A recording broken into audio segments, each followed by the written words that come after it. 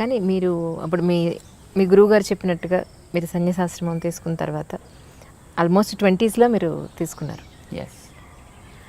మీ friends అంటే అప్పుడు మీరు చదువుకున్న కాలేజ్ ఫ్రెండ్స్ కానీ వాళ్ళు కానీ తర్వాత ఉద్యోగాలు బిజినెస్ ఏదో చేసి పెళ్లి చేసుకుని తర్వాత వాళ్ళకి పిల్లలు వాళ్ళకంటే ఒక ఫ్యామిలీ ఉన్నప్పుడు లేదా వాళ్ళు మిమ్మల్ని ఎప్పుడో కలిసినప్పుడు మీకు ఎప్పుడు అనిపించలేదా స్వామి నేను పెళ్లి చేసుకుని లేదంటే ఒక ఫ్యామిలీ అలాంటి అవసరం మాకు మొట్టమొదటి జనరల్గా ఎలా ఉంటుందంటే ఈ స్థితిలోకి రావాలి అని అనుకున్నప్పుడు రావడానికి ముందర వాళ్ళు అడుగుతారు, do you like to get married అని అడుగుతారు.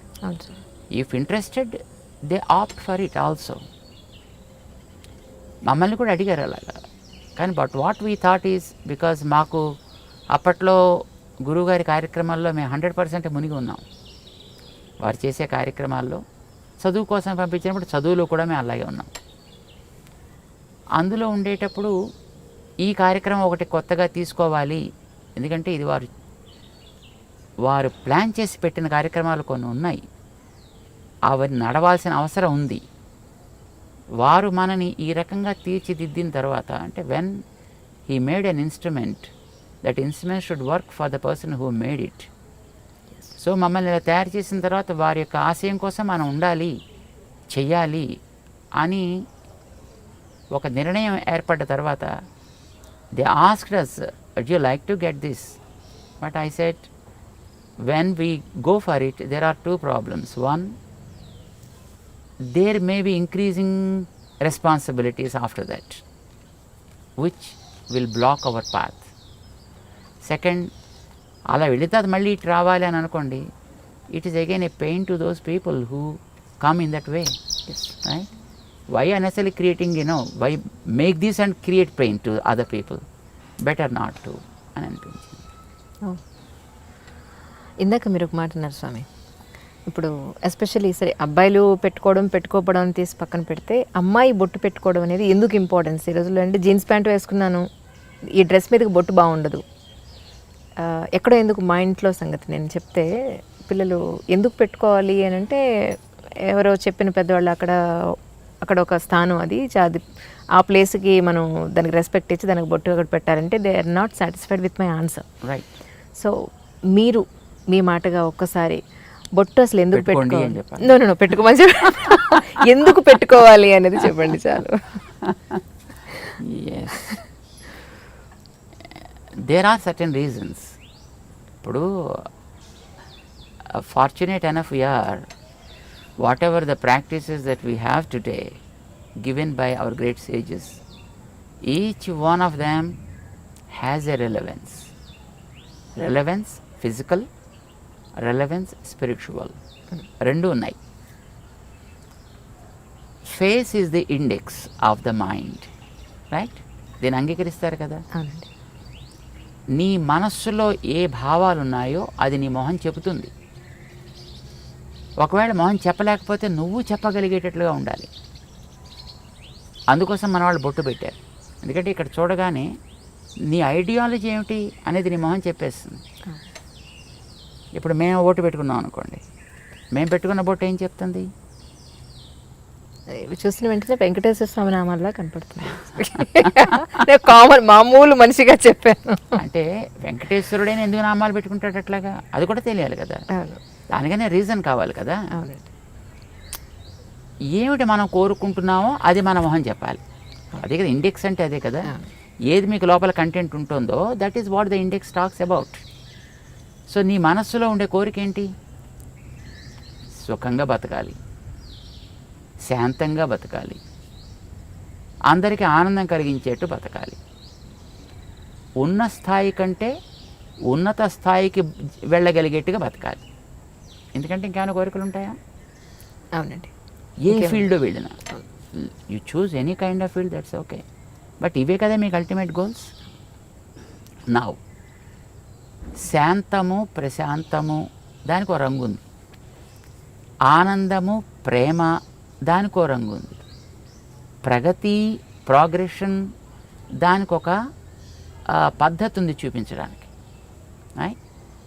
ప్రశాంతము లేదా శాంతి తెల్ల రంగులో చూపిస్తాం, ప్రేమ, ఆనందము ఎర్ర రంగులో చూపిస్తాం. ప్రగతి అనేది గ్రాఫ్ వర్టికల్ లైన్లో చూపిస్తాము ఆర్ గోజ్ అప్. అవునండి. బొట్టు అదే మనకి ప్రశాంతత కావాలి, అది పునాది కావాలి. ఓకే. ఈ ప్రశాంతత అనేది నీకు రెండు వైపులా సాగాలి, నిన్ను పైకి తీసుకెళ్ళాలి, చివరి దాకా ఉండాలి. సడన్గా వచ్చి మళ్ళీ పాల పొంగులాగా టక్కమని ఎక్కడో పోకూడదు. ప్రశాంతత పైదాకా తీసుకెళ్ళాలి. ఈ ప్రశాంతత అనేది ఆనందాన్ని ఇచ్చేట్టుగా ఉండాలి కనుక ఆనందం అనే దాన్ని మధ్యలో మనం చూపిస్తాం. ఈ ఆనందం అనేది ఒకటే గోల్. దానికి ప్రశాంతత is a protection and it is the foundation, it is the protection, but this is the goal. ఇది మనకి బొట్టులో చూపిస్తాం అన్నమాట. ఆ రంగుకి కూడా ఒక రెలవెన్స్ ఉంది, ఆ లైన్కి కూడా ఒక రెలవెన్స్ ఉంది మనకి. ఇక్కడ ఎందుకు పెడతాం? ఇక్కడో పెట్టుకోవచ్చు కదా, స్పేస్ హాయిగా ఉంది కదా. ఇక్కడ కూడా ఉందనుకోండి స్పేస్, బట్ ఇక్కడ ఎందుకు పెట్టాం ఇక్కడ ఎందుకు పెడతాం? మన భావన అనేది జ్ఞానానికి సంబంధించిన అంశం. జ్ఞానం అనేది తెలుసుకోవడానికి పనికొచ్చేది. తెలుసుకోవడానికి పనికొచ్చే ఇంద్రియం మన దేహంలో కన్ను. కన్ను భౌతిక రూపాలు చూస్తుంది, జ్ఞానం ఆంతర రూపాలను చూపిస్తుంది. సో జ్ఞానానికి కన్ను గుర్తయితే ఈ కంటి మధ్య భాగం మన జ్ఞాన ప్రకాశానికి ఆధారము. So start something from here and take it towards your goal. It should be upward always, but protected by peace and sattvik. గుర్తుది, ఇది ఒక గుర్తు. ఇది ఇక్కడ పెట్టడానికి కారణం యూజువల్గా మీకు ఇందాక ఒక కారణం చెప్పాడు, రెండో కారణం చెప్తున్నాను. చెప్పండి సార్. మొట్టమొదటిది ఒకటిదే, ఒక భావం ఉంది దాంట్లో. ఊరికే ఏదో సరదాగా పెయింట్ చేసుకోవాలి కనుక కానీ this is not a painting that we are doing, or this is not something a kind of design that we adapted as a fashion, right? there is a meaning, there is a relevance for that. రెండవ కారణం ఏంటంటే ప్రతివాడు ఏం కోరుకుంటాడు చెప్పండి? అసలు ఎవరైనా కామన్గా ఆధ్యాత్మికం అని పక్కన పెట్టేయండి, ఎవరైనా ఏం కోరుకుంటారు? మగవాళ్ళు కానీ ఆడవాళ్ళు కానీ అందంగా ఉండాలి కోరుకోరా? అందంగా ఉండాలి ఎవరైనా కోరుకుంటారు. అందుకే కదా మాటికి అద్దం చూస్తాడు, జుట్టు దువ్వుతాడు, ఇది నిలబెట్టాలా లేకపోతే ఇటు దువ్వాలా లేకపోతే మొహం మీద బొచ్చు కుక్కలా వేసుకోవాలా. సో ఏదో ఒక రకమైనటువంటి ఒక స్టైల్ అడాప్ట్ చేస్తున్నాడు, లేదో రంగులు వేస్తున్నాడు. ఇవన్నీ దేనికోసం చేస్తున్నాడు? అందంగా ఉండాలి. మరి అందం ఏం కావాలి? ప్రిజర్వ్ కావాలా లేదా తాత్కాలిక కనిపించిపోవాలా? ప్రిజర్వ్ కావాలని ప్రతివాడు కోరుకుంటాడు, ఉండదు. కానీ వందలు వేలు లక్షలు ఖర్చు పెడతారు అది ప్రిజర్వ్ కావాలని. ప్రిజర్వ్ కావడానికి ఒక బ్యూటిఫుల్ సొల్యూషన్ మన వాళ్ళు ఇచ్చారు. బాడీలో ఉండే మిగతా పార్ట్స్ కంటే మొహం చాలా ఎక్కువ అందమైనది, దాన్ని బట్టి కదా మిగతా అన్నింటిని రికగ్నైజ్ చేసేది.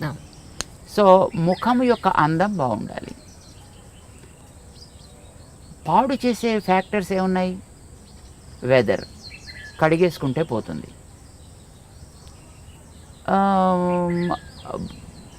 నీరసం, తింటే పోతుంది, లేదా తాగితే పోతుంది. కానీ ఒక వ్యక్తి యొక్క చూపు వల్ల కలిగేటటువంటి ప్రభావం వీటి వల్ల పోదు. ఓకే. మనిషి చూపు వల్ల కూడా కొన్ని ప్రభావాలు ఉంటాయి. చూపు ఈజ్ వెరీ వెరీ పవర్ఫుల్. చూడండి, ఇప్పుడు కొన్ని వందల మంది కూర్చున్నా ఒకసారి మనం అలా చూస్తే ఎవరిని చూస్తున్నాం అనేటటువంటిది స్ట్రైట్గా రికగ్నైజ్ చేయొచ్చు. And the person also will be able to understand as he is looking at me. Our vision's beam is very very straight and strong and very powerful also. ఇప్పుడు మీరు ఒక ఫోటో పెట్టుకుని లేదా ఒక మనిషి ఎదురుకుండా కూర్చున్నప్పుడు మీ ప్రవర్తన ఒకే రకంగా ఉంటుందా? ఉండదు. తేడా ఏంటి? This is life, is a lively. So జ్ఞాన ప్రసారణ సాగుతోంది ఇక్కడి నుంచి. ఆ జ్ఞాన ప్రసారణ is very powerful. Sometimes that is positive, sometimes it's negative also, sometimes it may be passive to.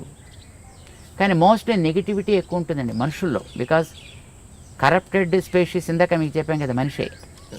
మిగతా జీవరాశులన్నీ కూడా they are not corrupted, they are by themselves. వాటి మానాన బతుకుతున్నాయి.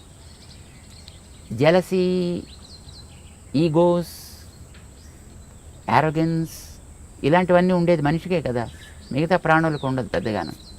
సో వీడి చూపు కూడా వాటితోటే కరప్ట్ అయి ఉంటుందండి.